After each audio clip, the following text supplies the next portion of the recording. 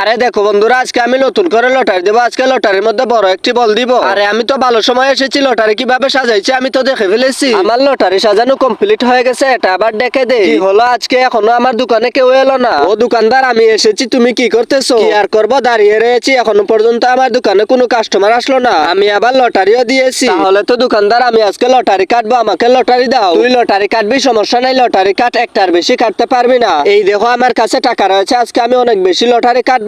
আরে তো আমাকে 50 টাকা দিয়েছে, এখনো তাকে আরো 40 টাকা ফেরত দিতে হবে। এই ধর, আগে তোর কাছে টাকাগুলো রেখে দে, তারপর লটারি কাটিস। দাও দাও দোকানদার, আমার এবার দেরি হয়ে যাচ্ছে, আমি লটারি কেটে চলে যাব। আমি লটারিতে কি পেয়েছি তা দেখার আগে আল্লাহর এই সুন্দর ছবিটির জন্য যে এই ভিডিওতে লাইক সাবস্ক্রাইব করে দিবে। হে আল্লাহ, তুমি তাদের হজ করার তৌফিক দান করো। একই দোকানদার, আমি তো সামান্য একটি পুতুল পেয়েছি, তাও তো একটি পুতুল পেয়েছি। আমার শুধু পুতুলে হবে না, আমি আর লটারি কাটবো, দেখি এবার কি পাই। ওহো দোকানদার, এই দেখো আমি লটারি কেটে এবার 50 টাকা পেয়ে গেছি। দোকানদার, আমার মেলা লাভ হয়েছে, আমি বাড়ি চলে যাচ্ছি।